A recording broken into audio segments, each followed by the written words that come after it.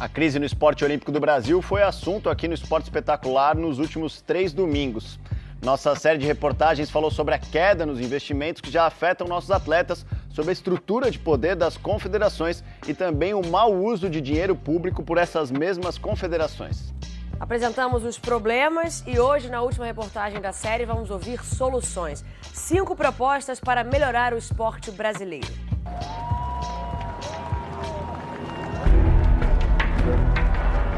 No palco mais importante do esporte, na final olímpica, o vietnamita Xuan Vinh Hoang sentia a máxima pressão. Estava atrás do brasileiro Felipe Vu. Tinha que acertar na mosca para ganhar o ouro. Era apenas uma chance e ele acertou. A festa do vencedor do vietnamita Xuan Xin Hoang. O esporte olímpico brasileiro, de certa forma, está na mesma situação.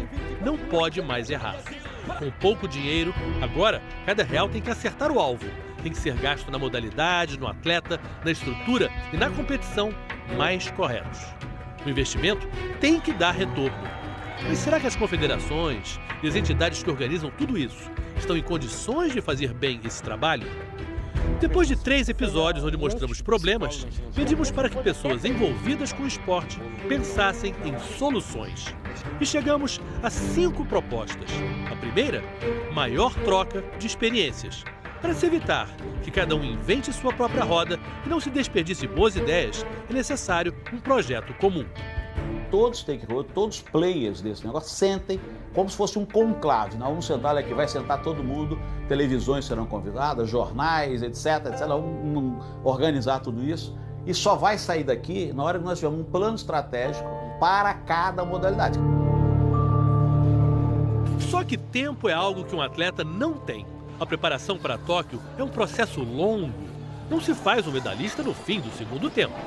Não são só os treinos. Para muitos esportes, existe toda uma cadeia de competições quase obrigatórias que levam um atleta a se classificar para os Jogos. É como se fosse uma escada. Então, chegamos à segunda proposta: trabalho a longo prazo. A situação precisa melhorar, mas ela não pode melhorar 1, 2 anos antes, né? Porque é o que algumas vezes acontece, né? Graças a Deus que em São Caetano não, né? Comigo não, mas para alguns outros atletas tem pessoas que investem só 1 ano e meio antes, 2 no máximo, assim. E você não consegue fazer uma preparação em 2 anos, né? Você começou a preparação quando acabou a Olimpíada de 2016. Acabou a Olimpíada, no outro dia você já está se preparando para 2020.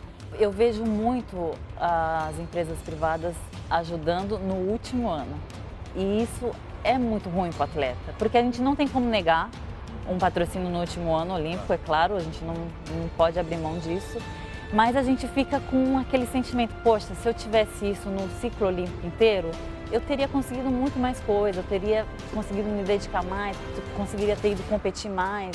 Brasil! Nosso esporte esteve em alta nos últimos anos graças a muito investimento do governo, impulsionado pelos eventos feitos em casa.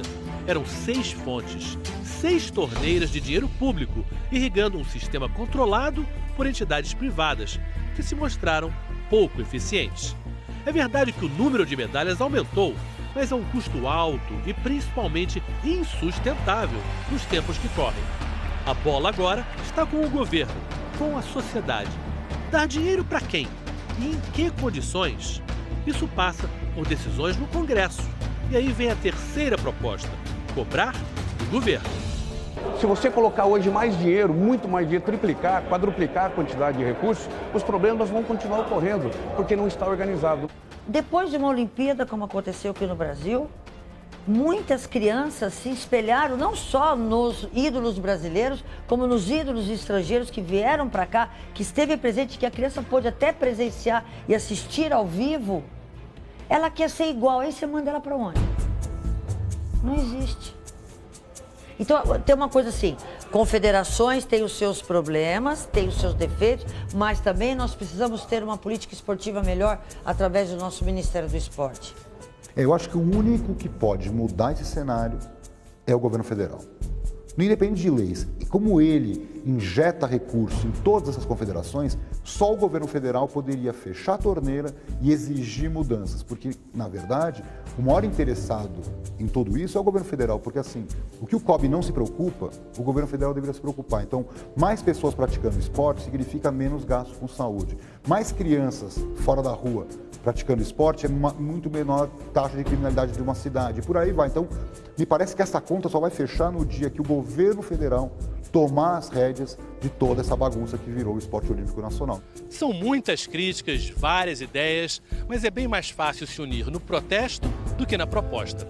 No fim das contas, quem paga as contas? Os patrocinadores e a sociedade? Afinal, 98% desse dinheiro vem de recursos públicos, quer duas coisas: transparência e gestões corretas. Para muita gente, o legado disso tudo, desse período de fartura que não vai voltar, será cuidar bem desse dinheiro. A quarta proposta virou uma bandeira agitada nas ruas e o mundo do esporte está incluído: transparência e gestões corretas. A cultura da gestão esportiva no Brasil, das entidades privadas, desde as federações, confederações, os comitês, vinha de uma estrutura amadora, de uma gestão pessoal, daquela pessoa que fazia aquilo voluntariamente, e hoje num esporte irrigado com recursos públicos, que exige transparência, que exige correção, exige participação de atletas, árbitros, treinadores, os protagonistas do esporte controlando a sua própria atividade. Então, eu acho que nós devemos apresentar uma nova ordem. Ou as entidades se adaptam a essa nova ordem, ou vão ficar de fora. Eu acho que é simples assim. O esporte é um grande negócio e nem é necessário ser original. Fazer o certo, muitas vezes, é só uma questão de observar e copiar. Assim como uma criança quer imitar um ídolo. Quinta e última proposta: repetir exemplos de sucesso. Por exemplo, a Bolsa de Valores investe há muito tempo no atletismo.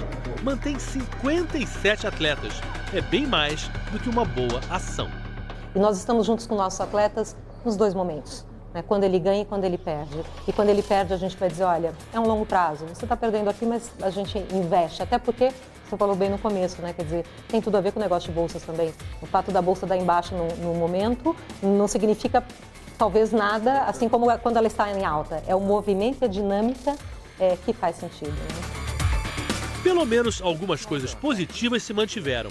A ajuda das Forças Armadas foi uma delas. 13 das 19 medalhas do Rio eram de atletas que se beneficiaram de bolsas. Um projeto que ajuda um atleta de alto nível por até 8 anos. As Forças Armadas se alistaram nesse esforço por um financiamento de longo prazo para o esporte. Para o ano de 2017, nós logramos repetir o orçamento de 2016, no âmbito do Ministério da Defesa. Então, em termos de quantidades de atletas militares no programa, nós temos todas as condições de manter os patamares que a gente praticou até o ano passado. Mas nós temos claras indicações de que o programa tem todas as condições de prosseguir indefinidamente, ele é sustentável. Investimento e retorno, custo-benefício, uma linguagem distante das emoções vividas nas arquibancadas. Mas, por outro lado, o torcedor que compra seu ingresso sabe muito bem calcular se o espetáculo vale o preço pago. A conta é basicamente, é matemática mesmo, não tem como fugir. Você investe hoje, colhe lá na frente. Se você não investir, não tiver planejamento, não tiver liderança, não tiver foco e objetivos comuns, as energias são dissipadas e se perde no tempo. Recurso, tempo, que hoje é o mais precioso de todos, é o tempo. Foi fácil ver como tempo é dinheiro. O Minas Tênis Clube foi o local de treinos da equipe da Grã-Bretanha antes da última Olimpíada. Os britânicos conseguiram algo inédito em 2016. Depois de sediar os Jogos em Londres em 2012, conseguiram um desempenho melhor no Rio de Janeiro do que em casa. Uma evolução que é um contraste até meio chocante com o desempenho dos gregos, que em Atenas em 2004 fizeram uma Olimpíada. A minha pergunta é, nós seremos a Grécia, que pós 2004 desapareceu do cenário esportivo olímpico mundial, ou seremos a Grã-Bretanha de respeito a resultados consistentes e crescentes pós uma experiência bem-sucedida? O que a gente vê hoje é que não se está planejando e não há recursos destinados, efetivamente, e não há a construção de um projeto sólido. Existe muita gente por trás de cada medalha. E todos agora têm que se unir para criar um modelo. Porque no esporte, o sonho não vira realidade. Sonhar não custa nada. Participar custa dinheiro. Perder custa. E ganhar custa muito, muito mais.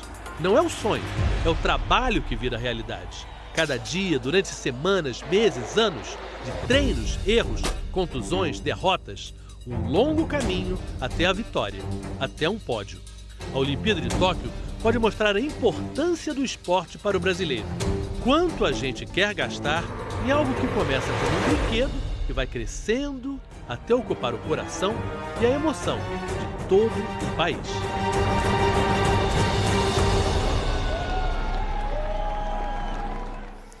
Olha, foram 4 reportagens sobre o investimento no esporte olímpico brasileiro e a gestão desses recursos, e todas elas estão no nosso site, globoesporte.com/ee.